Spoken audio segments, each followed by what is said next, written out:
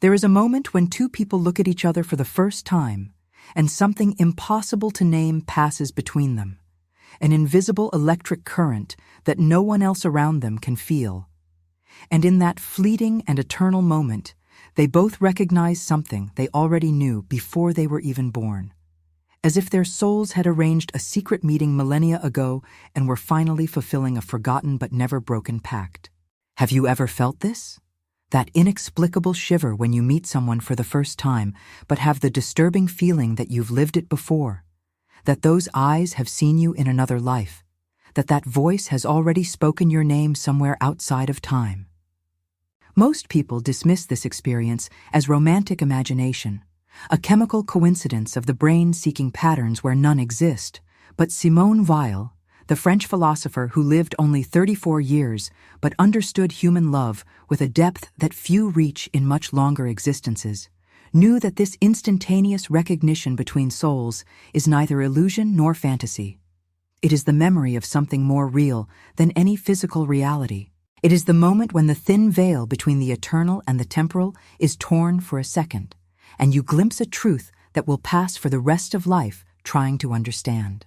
And when you meet that person, when your souls recognize each other through the disguise of bodies and constructed personalities, when something inside you awakens from a sleep that has lasted forever, in that moment you also discover something terrifying that no one warned you about, no one prepared you about, no romantic movie has ever honestly shown, that recognizing someone's soul does not guarantee that you will be together, does not promise that the world will allow that love to manifest itself in the way it should, does not assure anything other than the certainty that now you will forever carry that person's mark engraved on you.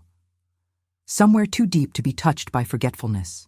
Simone Weil understood this because she herself lived this experience not in a conventional romantic way, but through profound encounters with souls she recognized immediately.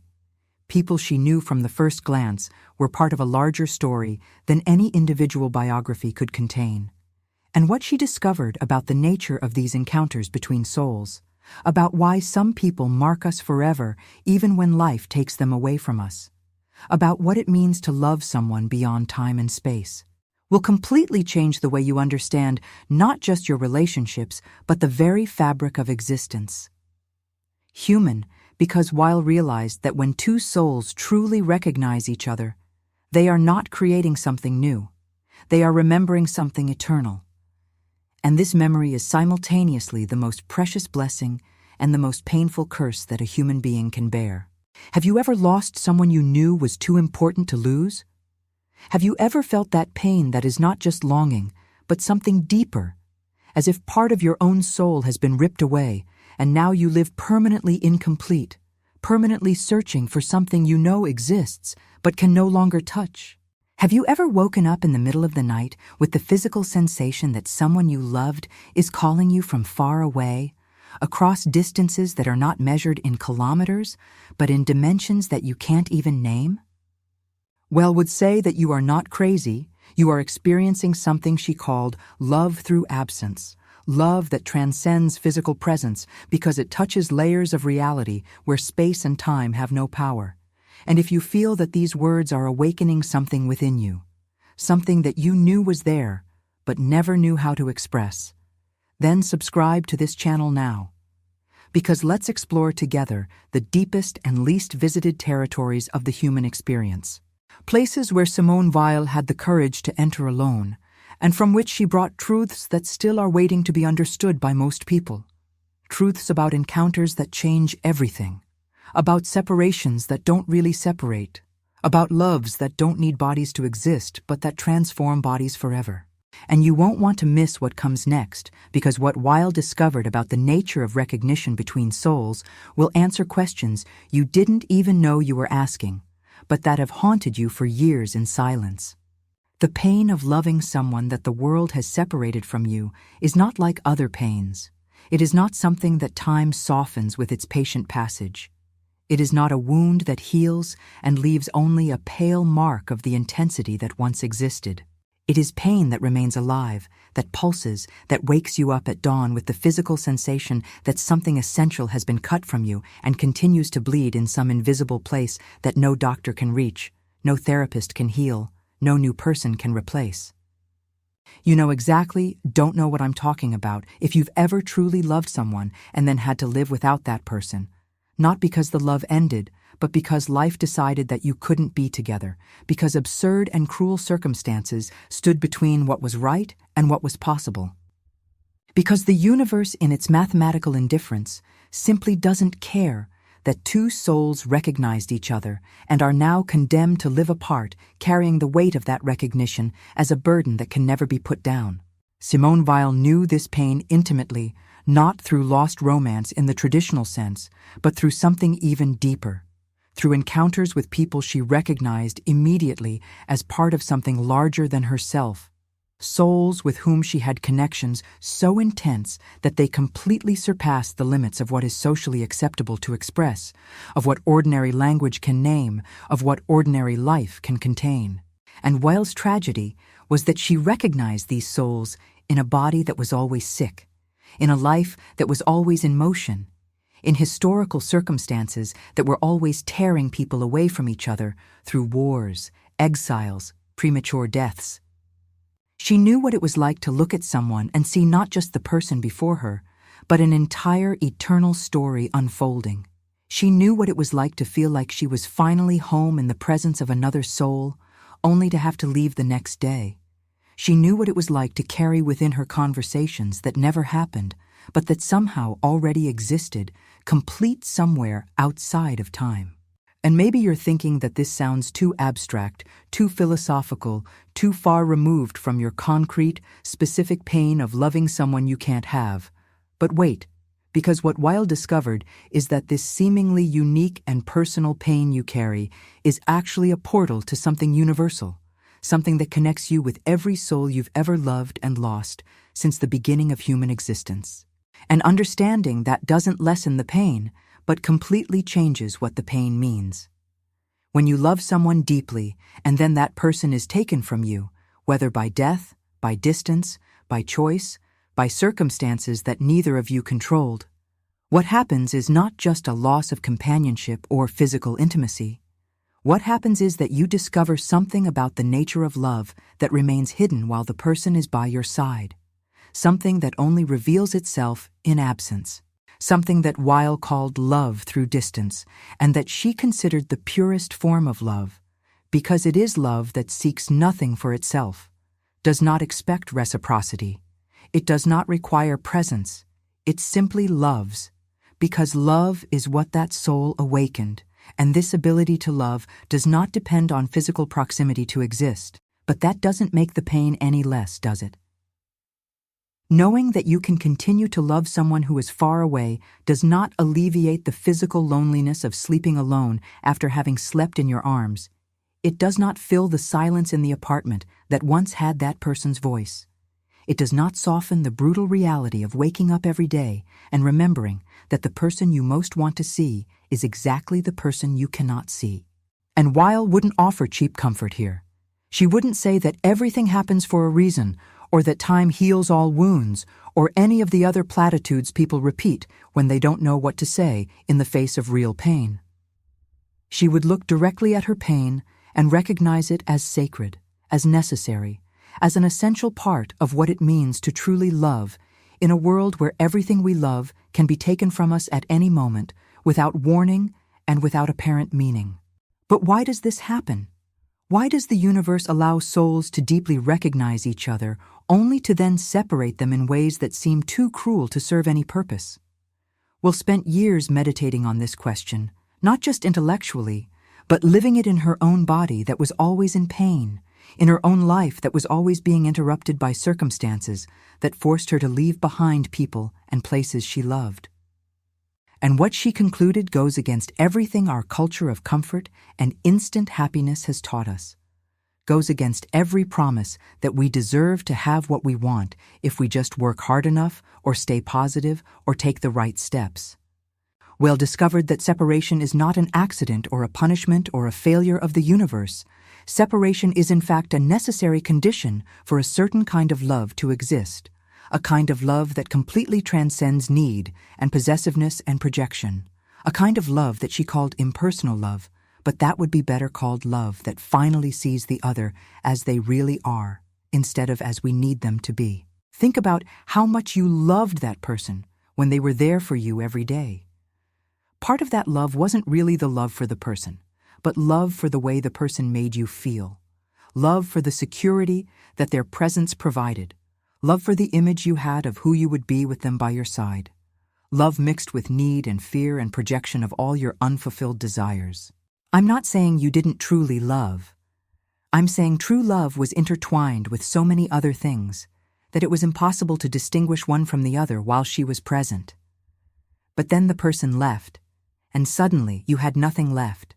No touch to comfort you, no voice to calm you, no physical presence to fill the void. And at first you thought you would die of pain. You thought you wouldn't be able to survive another day carrying this unbearable weight of absence. Except you survived. You continued living day after day carrying this lack, and something strange started to happen. The love you felt, instead of diminishing with distance and time as everyone said it would, began to purify itself, to distill itself into something more essential, more true, stronger. Precisely because now you had nothing to gain from it, you received nothing in return. You simply loved, because love was what was left when everything else was taken away. And Weil would say that this is the moment when love becomes real, when it stops being about you and your needs and starts being about the other soul in its own existence separate from you. When you can finally love without needing to possess, without needing love to be reciprocated in a way that benefits you, without needing the loved one to be anything other than who they are. But getting to that point requires crossing a desert of loneliness so vast that most people give up halfway and run into the arms of anyone who offers temporary distraction from the emptiness. Any relationship that promises to fill the space left by lost love, anything that avoids having to be alone with the wound open and bleeding. And Weil wouldn't judge that choice because she understood viscerally how unbearable it can be to be alone in pain. But she also knew that whoever makes that choice will never discover what lies on the other side of the desert, will never know what love really is when stripped of all the layers of need and fear that normally cover it up. So what happens when you choose not to run away, when you accept to cross the entire desert without shortcuts or anesthetics or distractions? First comes the descent, and that descent is much deeper than you thought possible. You descend through layers and layers of pain, each one revealing something new about what you've lost and about who you are without that person. The first layer is the most obvious. It is the pain of physical absence, the lack of the body you knew so well, the shared habits, the routines you built together. You miss waking up next to her, seeing her face still confused with sleep in the morning, hearing her voice calling you from another room, feeling her touch on your skin when she passes you in the kitchen. This layer of pain is visceral. It is physical. Your body literally hurts due to the absence of the other body, as if part of you had been amputated and the nervous system had not yet understood that the limb was no longer there. Simone Weil experienced this pain not through romantic love, but through her intense relationship with her own body, which was always sick, always in pain, always limiting what she could do in the world. And she learned that physical pain is a form of forced attention. It is the body screaming to be recognized when the mind wants to escape into abstract realms of pure thought. And maybe the absence of your loved one is similar. It's your entire body screaming that something essential is missing, that the natural configuration of your existence has been violated, that you weren't meant to be alone like this. You try to ignore it. You try to keep busy. You fill every moment of the day with activities and commitments and distractions. But at night, when you lie in bed and the silence is absolute, the physical pain of absence comes back with a vengeance, and you can't escape it. You can only lie there and feel each wave of pain wash through you, like relentless tides that won't stop, no matter how much you beg. And after weeks or months of living in this first layer of pain, something changes, and you descend to the second layer, which is even worse because it is less obvious. It is the emotional pain of realizing that all the memories you have with that person are now just memories. There will never be any new memories. The archive is closed, and all that is left is to endlessly revisit what has already happened. You start to be afraid of forgetting small details, how exactly she laughed, the precise timbre of her voice when she said your name, the exact feeling of her hand in yours. You revisit the same memories over and over, as if you could keep them fresh through sheer force of will. But each time you remember, the memory becomes a little more faded, a little less clear, and you realize with growing horror that you are losing her again. You are losing the version of her that exists in your memories in the same way that you already lost the physical version of her, and there is nothing you can do to stop this second disappearance. Weil understood this deeply because she had extraordinary memory of people she met briefly, conversations she had years ago, moments of connection that lasted only minutes but that she burned into her mind with total intensity. And she knew that memory is not preservation but transformation.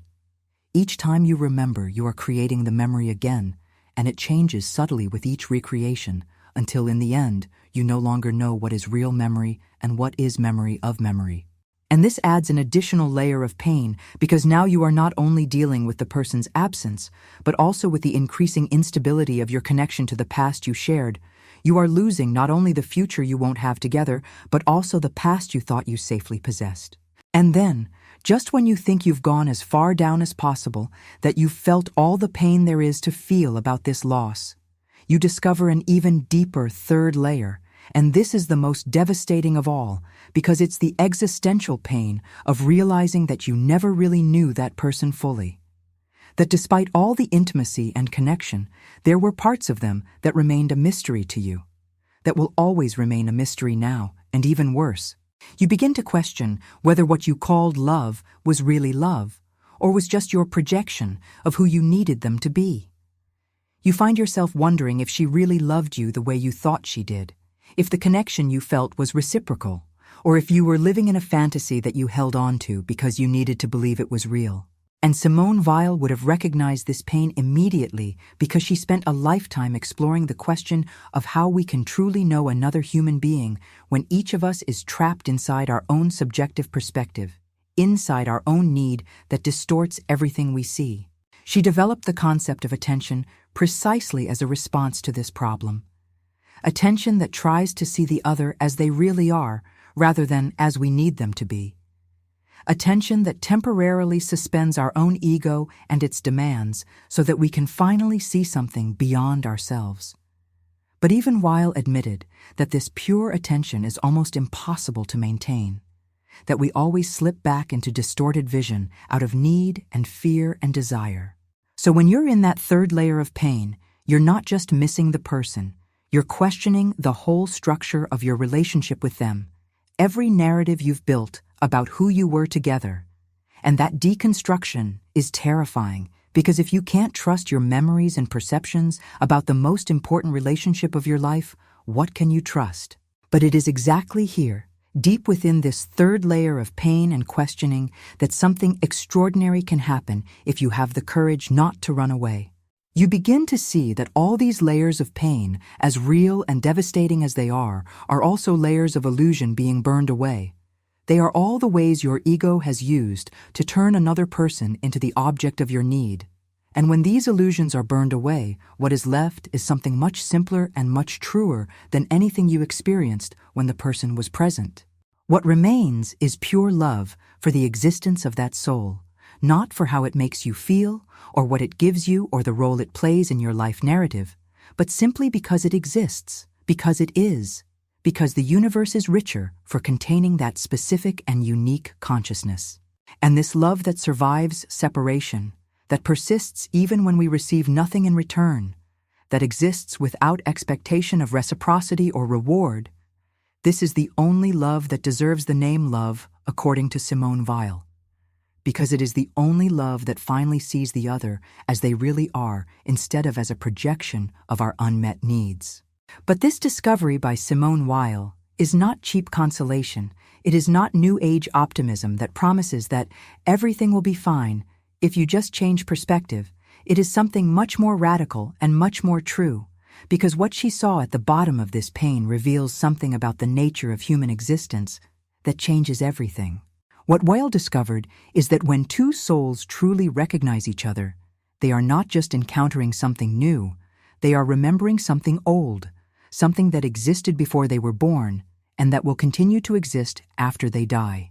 She called it eternal love, not in the romantic sense of promises of forever, but in the metaphysical sense of love that touches the dimension of reality where it has does not exist, where past and future collapse into the eternal present, where the meeting between two consciousnesses takes place on a plane that completely transcends the physical circumstances of their temporal lives.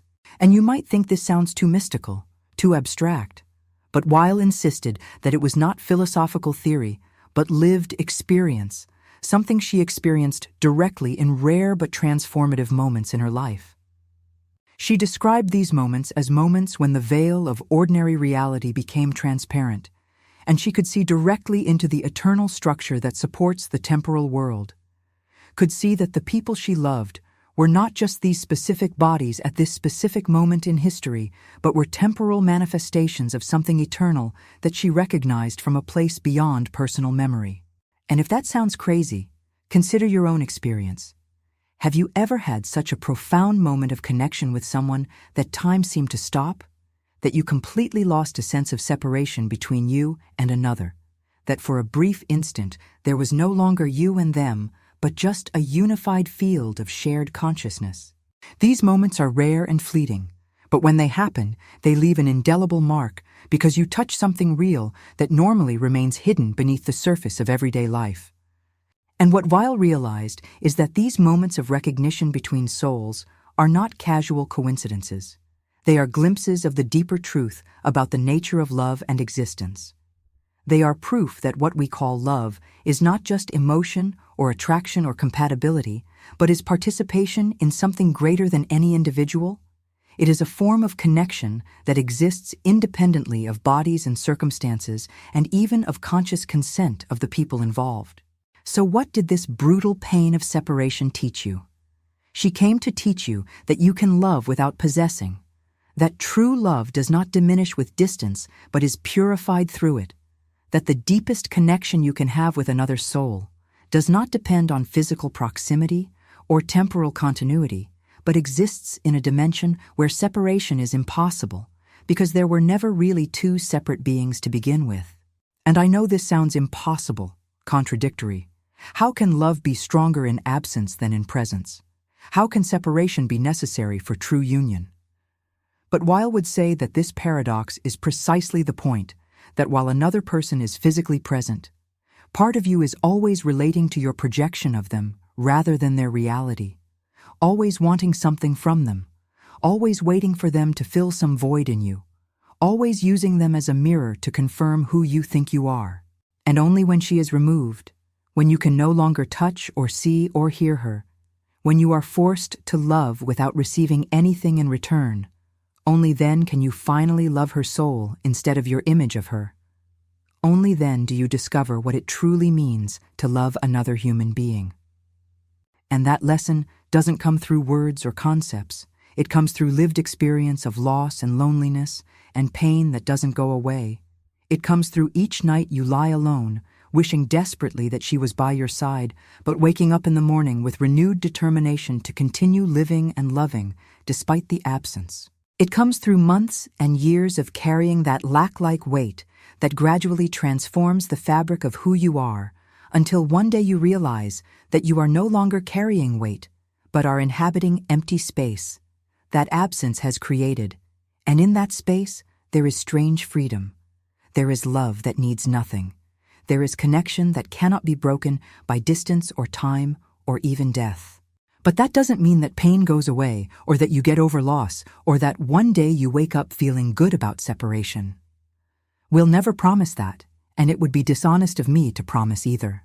What happens is something different, is that you develop the ability to live with pain without being destroyed by it. You learn to carry the absence of that person as a permanent part of who you are now. You accept that the wound will never close completely, but you also discover that an open wound does not prevent you from living fully if you stop fighting against it. Simone Weil used cross imagery to describe this, not in the conventional religious sense, but in the sense of two intersecting lines: the horizontal line of time and suffering and constant change, and the vertical line of the eternal and unchanging and divine. She said that the cross is where temporal and eternal meet, where the pain of the world and the love of God coexist without one canceling out the other, and that living authentically is accepting being nailed to that intersection without trying to escape to the comfort of one dimension or another. And maybe your experience of loving someone you can't have is your own personal version of that cross, where your eternal love for that soul intersects with the brutal temporal reality that you can't be together. And instead, to choose to deny one or the other, you have to find a way to honor both simultaneously. You have to learn to live with the contradiction of deeply loving someone who is absent, of feeling intense connection with a person you cannot see, of carrying someone's presence through your own absence. And this is not resignation or passive acceptance of what cannot be changed. It is something more active and more courageous. It is conscious consent to reality as it is. It is choosing to embrace the entirety of your experience, including parts that hurt unbearably, instead of spending vital energy trying to deny or escape or transform what cannot be transformed. Will called this decreation, and for her it was not giving up, but a higher form of creativity. It is undoing the ego that always wants to control and possess and shape reality according to your desires. It is allowing reality to be what it is without trying to force it to be what you want. It is discovering that when you stop fighting against what is, you find a strange peace. Not because circumstances have changed, but because your relationship with circumstances has been fundamentally transformed. And strangely, when you stop fighting absence, when you finally accept that the person you love will not come back in the way you want, something unexpected can happen that Simone Weil described, but that cannot be forced or sought after intentionally. She called it grace, and for her grace was not divine reward for suffering patiently borne.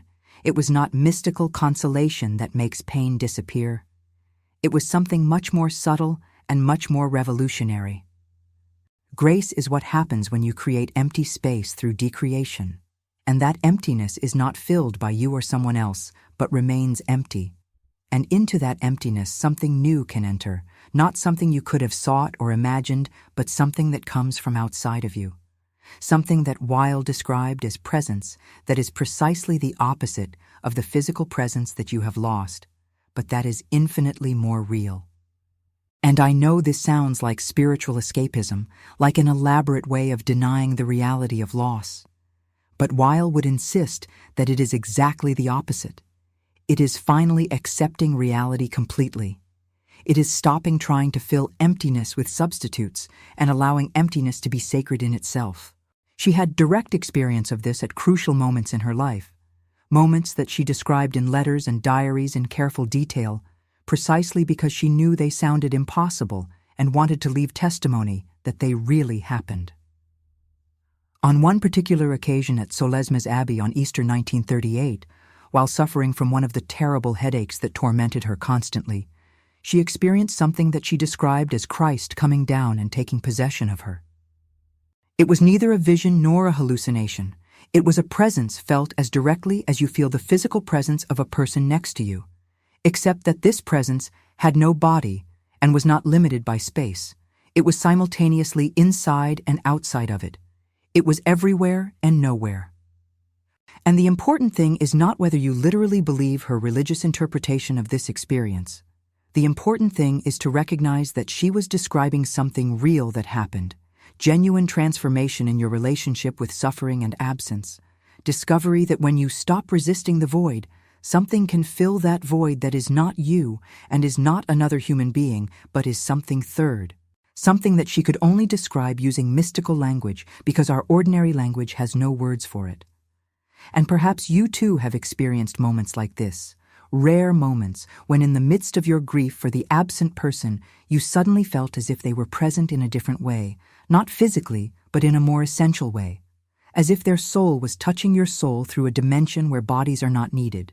And for an instant the separation that seemed absolute turned out to be an illusion, not in the sense that you are not actually separated physically.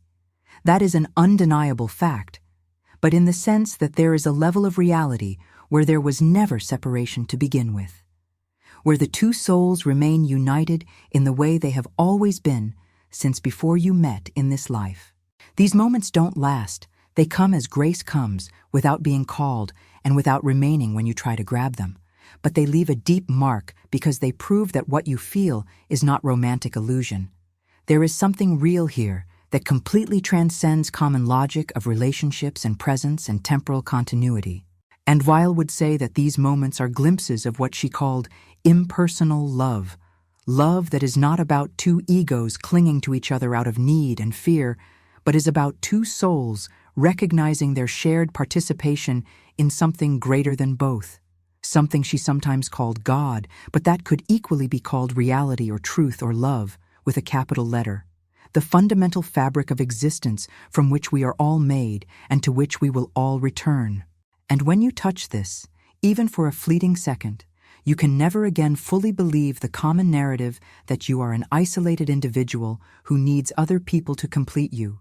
You know directly that completeness does not come from having another body at your side, but comes from recognizing that you and that soul you love are different expressions of the same fundamental thing, and therefore the separation between you is real on the surface level of bodies and lives, but is illusion on the deep level of what you really are. But how do you live with all this? How do you integrate these philosophical and spiritual truths into the brutal daily life of waking up alone, of going through another day without someone you love, of carrying the weight of this absence through all the small tasks and moments that make up normal human existence? Simone Weil didn't just leave behind abstract philosophy. She developed concrete practices, specific forms of attention and action that can make it possible to live with painful truth without being crushed by it. The first practice she would teach is morning pain awareness practice. When you wake up, before picking up the phone or starting your day or distracting yourself with any activity, you dedicate the first 10 minutes just observing what hurts. Not to fix it, not to understand why it hurts, not to make the pain go away, just to see clearly that it is there. You sit in silence and internally name the presence of pain. You say to yourself, "Today the lack is here. Today the loneliness is present. Today I wake up again without it and it hurts." There is no judgment in this appointment. There is no attempt to change anything. It is simply honest recognition of what is true in this moment. Weil said that pure attention is a form of acceptance that no words can adequately express. It is looking directly at something without trying to mold it according to our desires or fears. It is allowing reality to be exactly what it is while our consciousness witnesses it without interfering. And when you do this with your pain, something strange happens. The pain does not disappear, but it loses part of its power to completely dominate you because you have created little space between you and the pain. You are no longer the pain, but you are the one who observes the pain. And this subtle distinction is revolutionary because it means that you are not completely identified with suffering. There is part of you that remains free even while another part suffers. Second practice is what Weil would call attention to the beauty amidst the ugly. When pain is particularly unbearable, when you feel like you are going to sink completely, you intentionally find something beautiful. It might be the sky outside the window. It might be music that you play. It might be a poem that you read aloud. And you give that beautiful thing your full attention for 5 minutes. This is not a distraction in the sense of escaping from pain. It is a reminder that reality simultaneously contains pain and beauty, that the fact that you are suffering does not nullify the existence of beauty in the world, that these two aspects of reality coexist and both are true.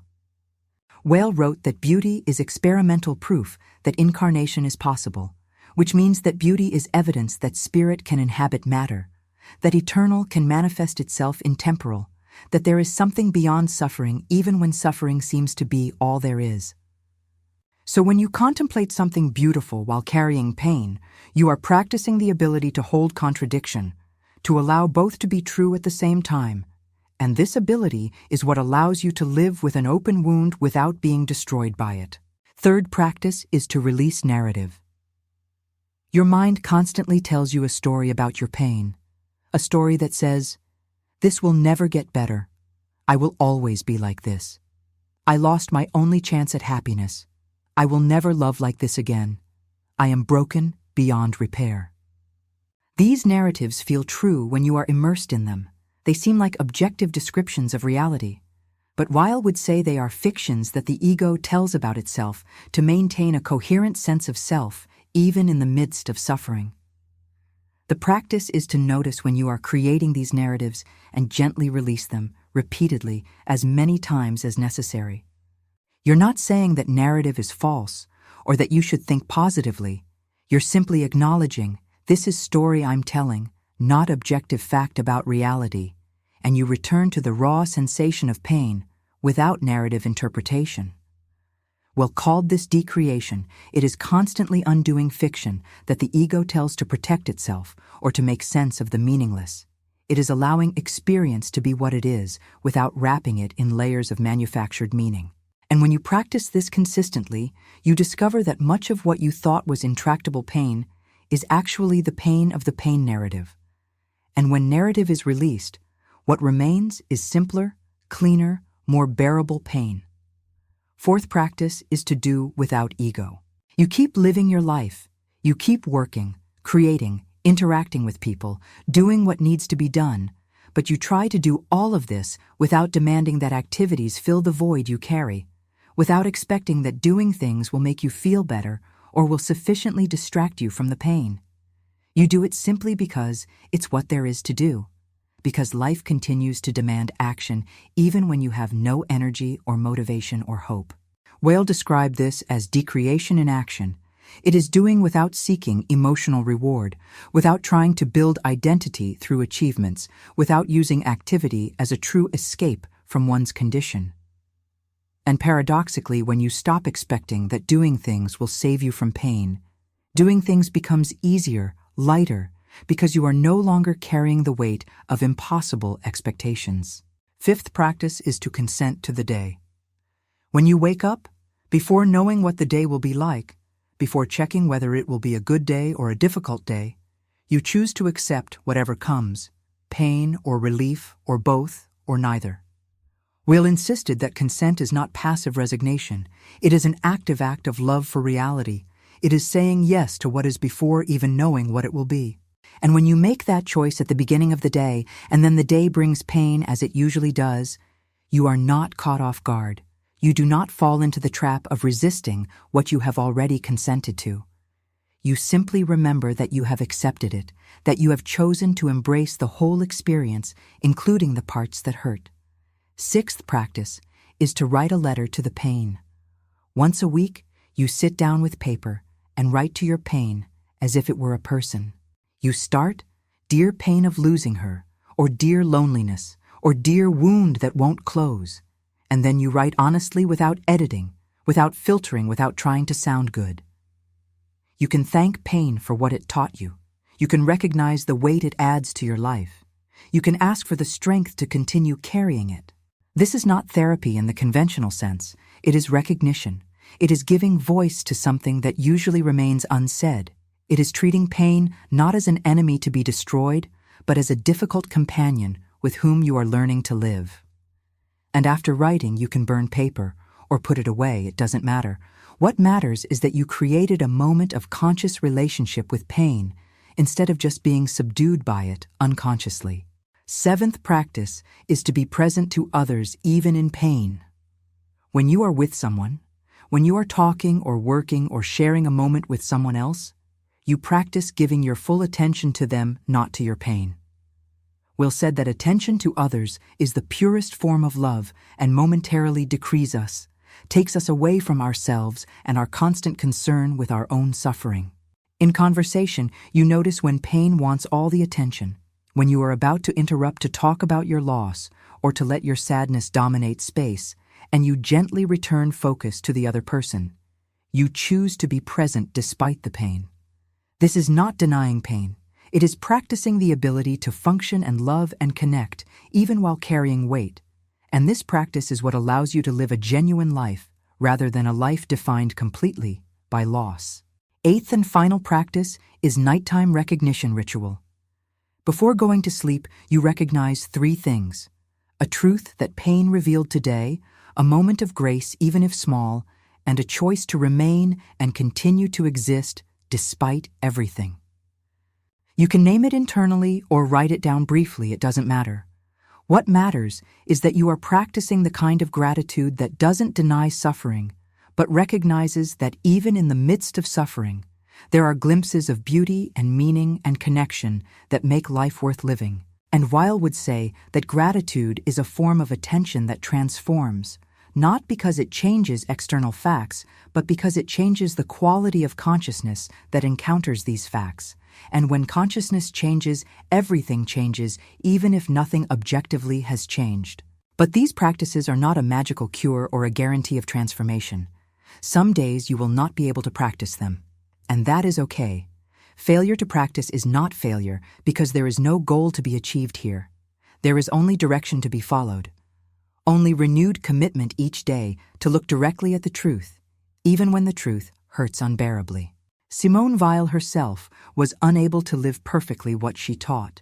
She struggled all her life with terrible physical pain, with profound loneliness, with a feeling of not completely belonging to any place or tradition. She suffered in ways that no philosophy or spiritual practice could eliminate. But what she found was not an end to suffering. It was dignity in suffering. It was a way of carrying pain that honored both the reality of pain and the reality of something greater than pain. It was life lived on a cross, where temporal and eternal meet, and neither cancels the otro. And perhaps that is what you can also find. Not the absence of pain for the person you love, but can no longer have, but the ability to carry that pain with truth, with attention, with love that persists precisely because it expects nothing in return. You've come this far with me through this long and difficult exploration of territory that most people avoid visiting, and that already says something important about you, that you have the courage to look directly at what hurts, that you are not satisfied with superficial answers or cheap consolations, that you want truth even when truth is brutal. And the fact that you have stuck with me until now means that there is something in these words that resonates with something deep within you, something you have always known but never had the language to express. And Simone Weil would say that this recognition, this feeling of finally finding words for experience that seemed impossible to name, is itself a form of grace. Is the universe responding to your sincere search for truth with an offer of understanding that does not eliminate pain, but fundamentally changes what pain means? The pain of loving someone the world has separated from you is not like night that eventually gives way to morning. It is more like night that becomes a permanent part of the landscape of your life, that coexists with day in a continuous cycle where both are necessary and both are real. Simone Weil discovered that deep down that night, when you stop fighting the darkness and allow it to be what it is, something impossible happens. You don't stop feeling pain, but pain stops being just destruction and also becomes a portal. It stops being just loss and also becomes revelation. The person you love doesn't come back in the form you want. The wound doesn't close completely, but you learn to live with the open wound in a way that transforms the wound into a source of compassion and understanding and love that extends far beyond that specific person to include all human suffering. You begin to recognize your own pain in the pain of strangers you pass on the street. You develop the ability to see and honor pain in others because you know intimately what it means to carry invisible weight that no one else can see. And this transformation is not adequate compensation for what you have lost. Nothing would be. But it is something. It is a way for pain to serve a greater purpose instead of just destroying it. It is a way for the love you carry to become strength that benefits the world instead of weight that just crushes you. And perhaps in the end, this is what it means that souls who loved each other once never forget only to meet again late. Perhaps it doesn't mean that you will literally meet again in this life or the next, but it does mean that the love you share continues to exist and work through you even in its absence. That connection between you has not been broken by separation, but has been transformed into something that no longer depends on physical closeness. That you carry its presence in every act of love and compassion you offer to the world, and in that way you carry on. Loving and growing and constantly finding yourself again through thousands of little moments where what you learned through loving her manifests in how you love everything else. And now the choice is yours. No one can take this journey for you. No one can decide if you will look directly at the pain or if you will continue running away, if you will accept that love can exist in absence, or if you will insist that love needs physical presence to be real. Simone Weil doesn't promise it will be easy. She only lived 34 years, but in those years she suffered more than most suffer in a lifetime, but she also loved more deeply than most dare to love. She saw more clearly than most can see. She touched truths that most avoid because they are too painful to face. And even if you choose to look the other way today, even if you are not ready to accept what these words are pointing out, something has changed inside you just by listening. A seed has been planted that can germinate when the time is right. You now know that there is another way than running or sinking. There is a possibility of crossing the desert of loneliness and finding something precious on the other side. And if you felt something change inside you during these minutes we spent together, if some truth here resonated with a deep part of your soul that you barely knew existed, so leave a like on this video because it shows me that these words are reaching those who really need them, those who have the courage to look at what hurts instead of continuing to run away, and subscribe to the channel so we can continue this journey of looking directly at the truth even when it hurts. Because there are others who are walking this same path and you don't have to walk alone. There is a community of souls who recognize that shared suffering is not diminished suffering, but is suffering made sacred through recognition. It is mutual, and together we can learn to bear what alone would seem impossible to bear. Simone Weil lived only 34 years, but in that short time she looked deeper into the nature of love and human suffering than most dare in a lifetime. She found no cure, but she found dignity. She found no escape, but she found meaning. And perhaps that is what we are all really looking for. Not the absence of pain, but the ability to bear pain with truth, with attention, with love that persists precisely because it expects nothing in return. You are not alone on this journey of loving someone you can't have, of carrying a connection that transcends separation, of living with a wound that doesn't close, but that doesn't need to destroy you either. And the pain you carry, however heavy it may be, is molding you into something you cannot yet see but will one day recognize. It is teaching you a form of love that most never learn, because most never suffer deeply enough for the superficial layers of love to be burned away, leaving only pure essence. Keep looking, keep feeling, keep living, because that's exactly what Simone Weil would do. That's exactly what she's asking of you across time and space. That's exactly what that soul you love would also ask if she could speak directly to you right now. That you honor your love by living fully instead of giving in to the temptation of slowly dying inside. That you transform the pain of loss into a source of compassion that benefits the entire world. That you accept that you remain connected in ways that completely transcend common logic of relationships and presence. And that you trust that all this has meaning even when meaning remains hidden. Even when pain seems random and cruel. Because in the end, what matters is not how long you had together, or if you will ever be reunited again. What matters is that you found each other, that your souls recognized each other through the veil of time and flesh and circumstance. And that recognition is eternal. It is indelible. It is something that no separation can undo because it happened in a dimension where separation does not exist, and you carry the mark of that meeting in every breath you take. Take it in every act of love you offer, in every moment you choose to continue living despite everything, and that, in the end, is the only testimony that matters. It is the only way to honor the love you share. It is the only way to say thank you for having existed in your life, even if time together was so cruelly brief.